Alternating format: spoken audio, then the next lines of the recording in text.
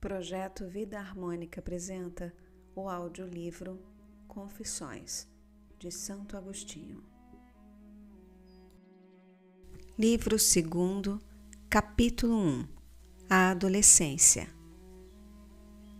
Quero recordar minhas torpezas passadas e as degradações carnais de minha alma, não porque as ame, mas por te amar, ó meu Deus. É por amor de teu amor que eu faço, percorrendo com a memória amargurada aqueles meus perversos caminhos, para que tu me sejas doce, doçura sem engano, ditosa e eterna doçura. Resgata-me da dispersão em que me dissipei quando, afastando-me de tua unidade, me desvaneci em muitas coisas. Tempo houve de minha adolescência em que ardi em desejos de me fartar dos prazeres mais baixos, e ousei a bestialidade de vários e sombrios amores, e se murchou-me a beleza, e me transformei em podridão diante de teus olhos para agradar a mim mesmo e desejar agradar aos olhos dos homens. Capítulo 2. As primeiras paixões. E que me deleitava se não amar e ser amado? Mas eu não era moderado, indo de alma para alma de acordo com os sinais luminosos da amizade, pois da lodosa concupiscência de minha carne e do fervilhar da puberdade levantava-se como que uma névoa que obscurecia e ofuscava meu coração, a ponto de não discernir a serena amizade da tenebrosa libido. Uma e outra confusamente me abrasavam, arrastavam minha fraca idade pelo declive íngreme de meus apetites, afogando-me em um mar de torpezas. Tua ira se acumulava sobre mim e eu não o sabia. Ensurdeci com o ruído da cadeia de minha mortalidade e cada vez mais me afastava de ti, e tu o consentias, e me agitava, e me dissipava, e me derramava e fervia em mim devassidão, e tu te calavas, ó alegria que tão tarde encontrei. Tu te calavas então, e eu ia cada vez mais para longe de ti, sempre atrás de estéreis sementes de dores, com vil soberba e inquieto cansaço. Oh, se alguém refreasse aquela minha miséria, para que fizesse bom uso da fugaz beleza das criaturas inferiores, limitasse suas delícias a fim de que as vagas daquela minha idade rompessem na praia do matrimônio, já que de outro modo não podia haver paz, contendo-se nos limites da geração, como prescreve tua lei, Senhor, tu que crias, ó germe transmissor de nossa vida mortal, e que com mão bondosa pode suavizar a agudeza dos espinhos que mantiveste fora do paraíso. Porque tua onipotência está perto de nós, mesmo quando vagueamos longe de ti. Pelo menos eu deveria atender com mais diligência à voz de tuas nuvens. Também eles sofrerão as atribulações da carne, mas eu quisera poupar-vos. E bom é ao homem não tocar em mulher. O que está sem mulher pensa nas coisas de Deus, de como o agradar. Mas o que está ligado pelo matrimônio pensa nas coisas do mundo e em como há de agradar a mulher. Estas são as palavras que eu deveria ter ouvido mais atentamente, e eunuco, pelo amor ao reino de Deus, teria suspirado mais feliz por teus abraços. Mas eu, miserável, tornei-me em torrente, seguindo o ímpeto de minha paixão, te abandonei e transgredi a todos os teus preceitos, sem, porém, escapar de teus castigos. E quem o poderia dentre os mortais? Sempre estavas ao meu lado, irritando-se misericordiosamente comigo e aspergindo com amaríssimos desgostos todos os meus gozos ilícitos, para que eu buscasse a alegria sem te ofender, e quando a achasse, de modo algum fosse fora de ti, Senhor. Fora de ti, que impões a dor em mandamento, e feres para sarar, e nos tiras a vida para que não morramos sem ti. Mas onde estava eu? Oh, quão longe, exilado das delícias de tua casa naqueles meus 16 anos de idade carnal, quando esta empunhou seu cetro sobre mim e eu me rendi totalmente a ela, à fúria da concupiscência, que é a degradação humana legítima, porém ilícita, de acordo com as tuas leis. Nem mesmo os meus cogitaram em me sustentar na queda pelo casamento, ao ver-me cair.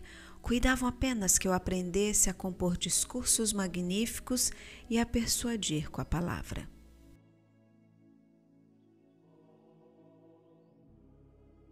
Capítulo 3. Cegueira do pai, cuidados da mãe. Nesse mesmo ano tive de interromper meus estudos. Quando voltei de Madaura, cidade vizinha, onde fora estudar literatura e oratória, enquanto se faziam os preparativos necessários para minha viagem mais longa a Cartago, levado mais pela ambição de meu pai que pelos seus parcos bens, pois era muito modesto cidadão de Tagaste. Mas a quem conto eu estes fatos? Certamente não a ti, meu Deus, mas em tua presença conto estas coisas aos de minha estirpe, ao gênero humano, ainda que estas páginas chegassem às mãos de poucos. E para que então? Para que eu e quem me ler pensemos na profundeza do abismo de onde temos de clamar por ti? E que há de mais próximo a teus ouvidos que o coração contrito e a vida que procede da fé? Quem então não cumulava a meu pai de louvores, pois excedendo até seus deveres familiares, gastava com o filho necessário para tão longa viagem por causa de seus estudos? Porque muitos cidadãos, muito mais ricos do que ele, não mostravam para com os filhos igual cuidado. Contudo, este mesmo pai não se importava de saber se eu crescia para ti ou que fosse casto, contanto que fosse deserto. Mas antes eu era deserto, por carecer de teu cultivo, ó Deus único, verdadeiro e bom Senhor de teu campo, o meu coração. Porém, no meu 16º ano foi necessária uma interrupção em meus estudos, por falta de recursos familiares, e livre da escola passei a viver com meus pais. Avassalaram então minha cabeça os espinhos de minhas paixões, sem que houvesse mãos que os arrancassem. Pelo contrário, meu pai, certo dia, percebendo ao banho sinais de minha puberdade e vendo-me revestido de inquieta adolescência, como se já se alegrasse pensando nos netos, foi contá-lo alegre à minha mãe. Alegria esta gerada pela embriaguez com que este mundo esquece de ti, seu Criador, e em teu lugar ama tua criatura. Embriaguez que nasce do vinho sutil de sua perversa e mal inclinada vontade para as coisas baixas. Mas nessa época já tinhas começado a levantar no coração de minha mãe teu templo e os alicerces de tua santa morada. Meu pai não era mais que catecúmeno e recente ainda. Por isso, minha mãe perturbou-se com santo temor. Embora eu ainda não fosse batizado, temia que eu seguisse as sendas tortuosas por onde andam os que te voltam as costas e não o rosto. Ai de mim, como me atrevo a dizer que te calavas quando me afastava de ti? Seria verdade que então te calavas comigo? E de quem eram, senão tuas aquelas palavras que pela boca de minha mãe, tua serva fiel, sussurraste em meus ouvidos, embora nenhuma delas penetrasse no meu coração para que a cumprisse? Lembro bem que um dia me admoestou em segredo, com grande solicitude, que me abstivesse da luxúria e, sobretudo, que não cometesse adultério com mulher de ninguém. Porém, esses conselhos pareciam-me próprios de mulheres e eu me vergonharia de segui-los. Mas, na realidade, eram teus, embora eu não o soubesse, e por isso julgava que te calavas e que era ela quem me falava, e eu te desprezava em tua serva, eu sei, seu filho, filho de tua serva e servo teu, a ti que não cessavas de me falar pela sua boca. Mas eu não o sabia e me precipitava com tanta cegueira que me envergonhava entre os companheiros de minha idade de ter menos torpe do que eles. Os ouvia jactar-se de suas maldades e gloriar-se tanto mais quanto mais infames eram. Assim eu gostava de fazer o mal, não só pelo prazer, mas ainda por vaidade. O que há de mais digno de vitupério do que o vício? E, contudo, para não ser escarnecido, tornava-me mais viciado, e quando não houvesse cometido o pecado que me igualasse aos mais perdidos, fingia ter feito o que não cometera, para que não parecesse mais abjeto quanto mais inocente, e tanto mais vil quanto mais casto. Eis com que companheiros andava eu pelas graças de Babilônia, revolvendo-me na lama como um cinamomo e ungüentos preciosos. E para que todo esse lodo me pegasse bem firme, subjugava-me o inimigo invisível e me seduzia, por ser eu presa fácil de sedução. Nem então minha mãe carnal, já que fugira do meio da Babilônia, mas que em outras coisas caminhava mais devagar, cuidou, como fizera ao aconselhar-me a castidade, de conter com os laços do matrimônio aquilo de que seu marido lhe falara a meu respeito. Já percebera ela que me era pestilencial e que mais adiante me seria perigoso, já que essa paixão não podia ser cortada pela raiz. Não pensou nisso, digo, por temer que o vínculo matrimonial frustrasse a esperança que sobre mim acalentava, não a esperança da vida futura que ela já tinha posto em ti, mas a esperança das letras que ambos, meu pai e minha mãe, desejavam ardentemente. Meu pai porque não pensava quase nada de ti, mas apenas ambições vãs a meu respeito. Minha mãe porque considerava que tais tradicionais estudos das letras não só não me seriam de estorvo, sendo de não pouca ajuda para chegar a ti. Assim julgo eu agora, enquanto me é possível pela lembrança, o caráter de meus pais. Por isso, soltavam-me as rédeas para o jogo mais do que o permitia uma moderada severidade, deixando-me cair na dissolução de várias paixões, e de todas surgia uma obscuridade que me toldava, ó meu Deus, à luz da tua verdade, e por isso, assim dizer, de meu corpo brotava minha iniquidade.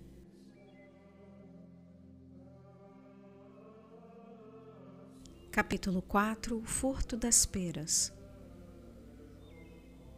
É certo, Senhor, que tua lei pune o furto, lei tão arraigada no coração dos homens que nem a própria iniquidade pode apagar. Que ladrão há que suporte com paciência que o roubem? Nem o rico tolera isto a quem o faz forçado pela indigência. Também eu quis roubar, e roubei não forçado pela necessidade, mas por penúria, fastio de justiça e abundância de maldade, pois roubei o que tinha em abundância e muito melhor. Nem me atraía ao furto o gozo de seu resultado, mas atraía-me o furto em si, o pecado. Nas imediações de nossa vinha havia uma pereira carregada de frutos que nem pelo aspecto nem pelo sabor tinham algo de tentador. Alta noite, pois até então ficaríamos jogando nas eiras de acordo com nosso mau costume, dirigimo-nos ao local, eu e alguns jovens malvados, com o fim de sacudi-la e colher-lhe os frutos. E levamos grande quantidade deles, não para saboreá-los, mas para jogá-los aos porcos. Embora comêssemos alguns, nosso deleite era fazer com que nos agradava justamente pelo fato de ser coisa proibida. Aí está meu coração, Senhor, meu coração que olhaste com misericórdia quando se encontrava na profundeza do abismo. Que este meu coração te diga agora que era o que ali buscava, para fazer o mal gratuitamente, não tendo minha maldade outra razão que a própria maldade. Era hedionda e eu a amei. Amei minha morte, amei meu pecado, não o objeto que me fazia cair, mas minha própria queda. Ó torpe minha alma, que, saltando para fora do santo apoio, te lançavas na morte, não buscando na ignomínia, senão a própria ignomínia?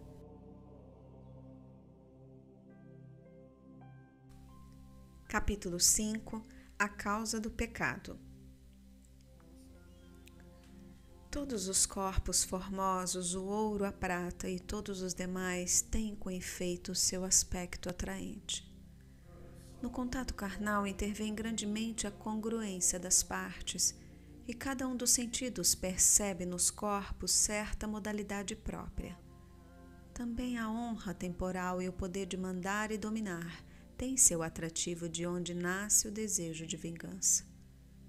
Todavia, para obtermos estas coisas, não é necessário abandonarmos a ti nem nos desviar de tua lei. Também a vida que aqui vivemos tem seus encantos, por certa beleza que lhe é própria e pela harmonia que tem com as demais belezas terrenas. Cara é, finalmente, a amizade dos homens pela união que une muitas almas com o doce laço do amor.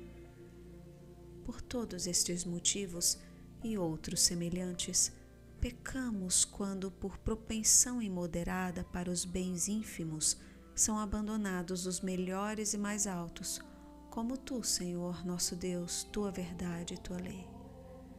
É verdade que também esses bens ínfimos têm seus deleites, porém não como os de Deus, Criador de todas as coisas, porque nele se deleita o justo, e nele acham suas delícias os retos de coração. Portanto, quando indagamos a causa de um crime, não descansamos até averiguar qual o apetite dos bens chamados ínfimos, ou que temor de perdê-los foi capaz de provocá-lo.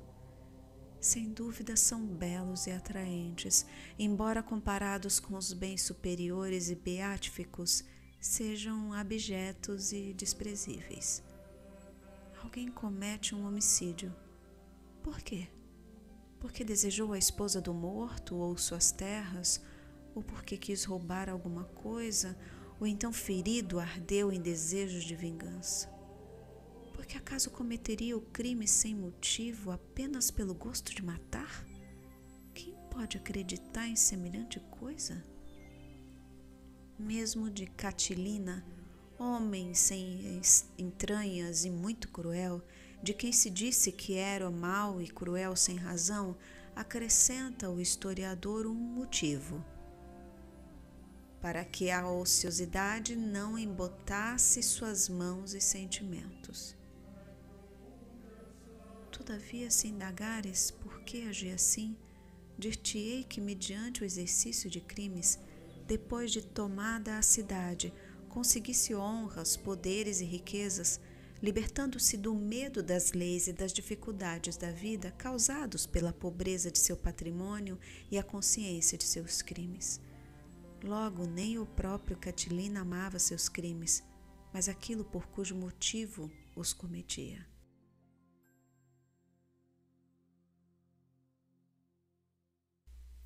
Capítulo 6. O crime gratuito. Que amei então em ti, ó meu furto, crime noturno dos meus 16 anos. Não eras belo, já que eras furto, mas por acaso és algo que eu fale contigo? Belas eram as peras que roubamos, por serem criaturas tuas, ó formosíssimo Criador de todas as coisas, bom Deus, Deus sumo, meu bem e meu verdadeiro bem. Belas eram aquelas peras. Porém não eram elas que apeteciam minha alma depravada. Eu as tinha em abundância e melhores. Colhi-as da árvore só para roubar, tanto que tão logo colhidas joguei-as fora, saboreando nelas apenas a iniquidade com que me regozijava. Se alguma delas entrou em minha boca, somente o crime é que lhe deu sabor. E agora pergunto, meu Deus, que é que me deleitava no furto? Pois não encontro nenhuma beleza nele. Já não falo da beleza que reside na justiça e na prudência, nem sequer da que resplandece na inteligência do homem, na memória, nos sentidos ou na vida vegetativa, nem da que brilha nos magníficos astros em suas órbitas, ou na terra e no mar cheios de criaturas que nascem para sucederem umas às outras, nem sequer da defeituosa e sombria formosura dos vícios enganadores. O orgulho imita a altura, mas só tu, Deus excelso, estás acima de todas as coisas. E a ambição que busca, senão honras e glórias, quando tu és o único sobre todas as coisas a ser honrado e glorificado eternamente. A crueldade dos tiranos quer ser temida, porém quem há de ser temido senão Deus, a cujo poder ninguém, porém quem há de ser temido senão Deus, a cujo poder ninguém em tempo algum ou lugar, nem por nenhum meio pode subtrair-se e fugir?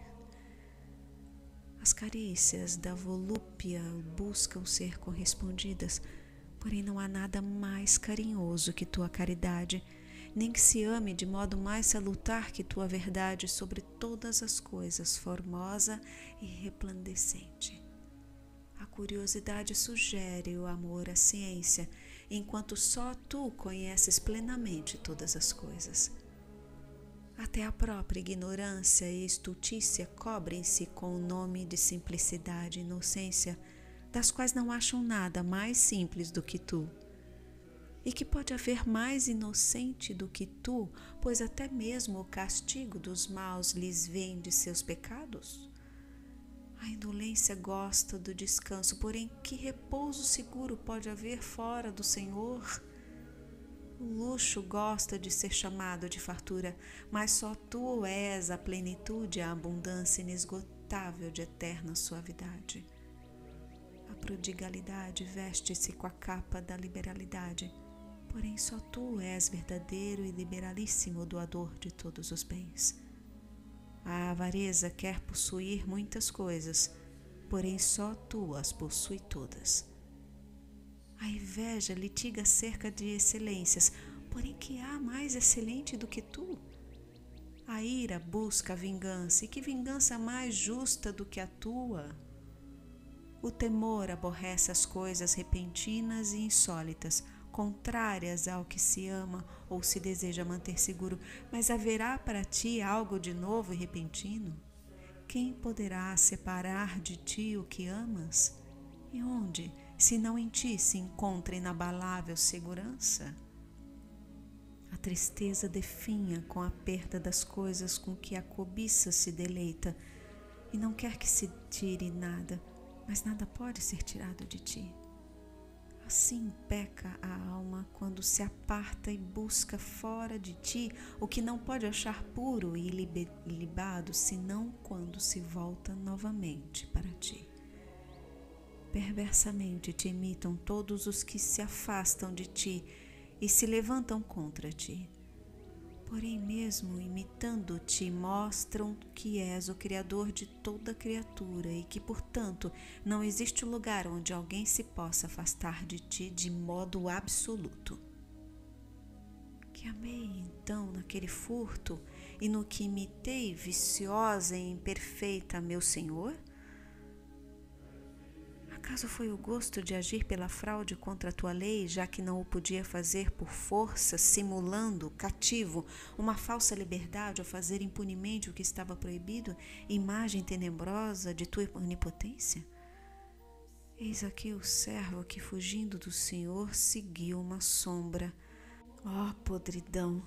Ó monstro da vida e abismo da morte! Como pôde agradar-me o ilícito, e não por outro motivo, senão porque era ilícito?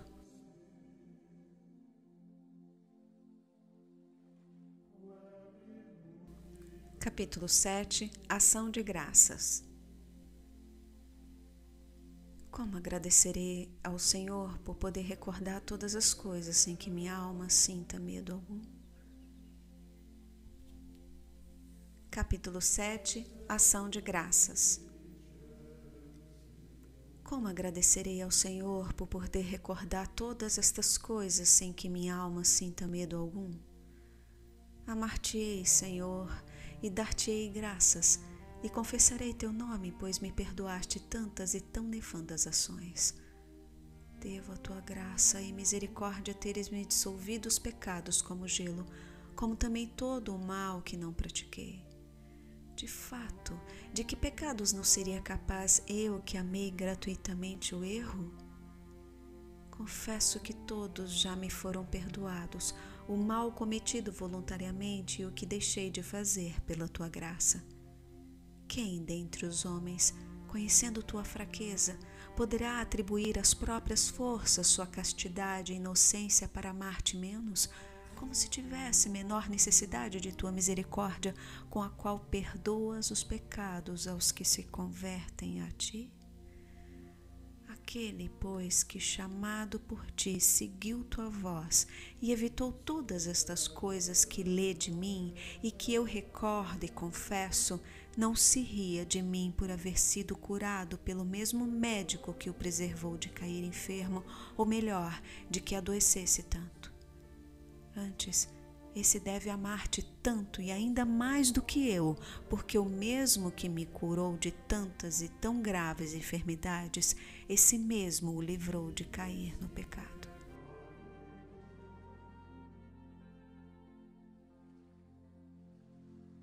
Capítulo 8. O prazer da cumplicidade. E que fruto colhi eu, miserável, daquelas ações que agora recordo com rubor? Sobretudo daquele furto em que amei o próprio furto e nada mais? Nenhum, pois o furto em si nada valia, ficando eu mais miserável com ele. Todavia é certo que eu sozinho não o teria praticado, a julgar pela disposição de meu ânimo na ocasião. Não, de modo algum, eu sozinho não o faria. Portanto, apreciei também na ocasião a companhia daqueles com quem o cometi. Logo também é certo que apreciei algo mais além do furto, embora não amasse de fato nada mais, pois também essa cumplicidade era nada. Mas que é esta, na verdade? E quem mo poderá ensinar senão o que ilumina meu coração e rasga minhas sombras? De onde vem a minha alma a ideia destas indagações, dessa discussão e considerações? Se eu então amasse as peras que roubei e quisesse apenas seu desfrute, podia tê-las roubado sozinho, se isso bastasse. Poderia fazer a iniquidade pela qual chegaria meu deleite sem necessidade de excitar o prurido da minha cobiça com a conivência de almas cúmplices. Porém, como não achava deleite algum nas peras, colocava este no próprio pecado, que consistia na companhia dos que pecavam comigo.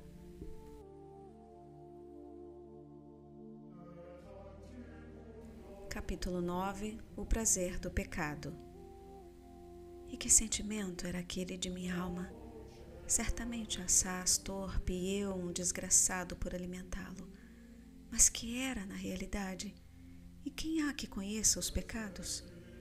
Era como um riso, como que a fazer-nos cócegas no coração, provocado por ver que enganávamos aos que não suspeitavam de nós tais coisas, e porque sabíamos que haviam de detestá-las. Porém, por que me deleitava o não perpetrar sozinho o roubo? Acaso alguém se ria facilmente quando está só?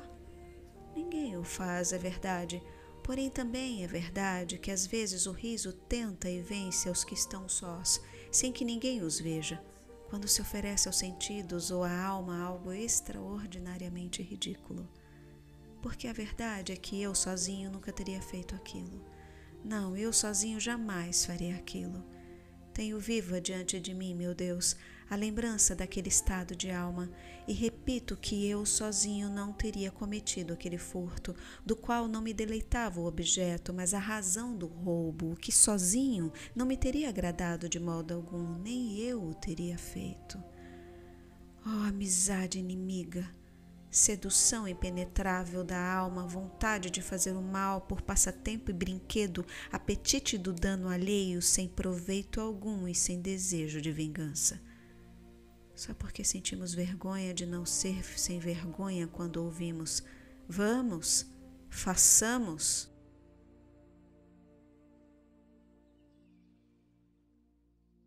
Capítulo 10. Deus, o sumo bem. Quem desatará este nó tão enredado e emaranhado?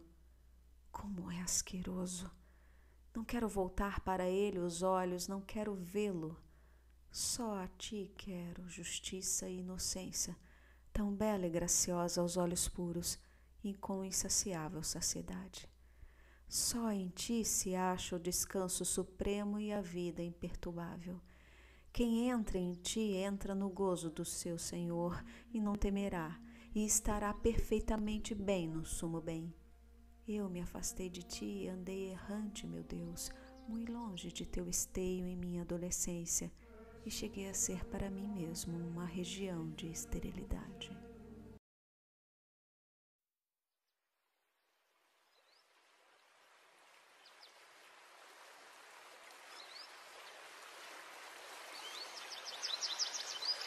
Ec in principium in die virtutis tuae, in splendoribus sanctorum, ex ut erum ante luciferum celum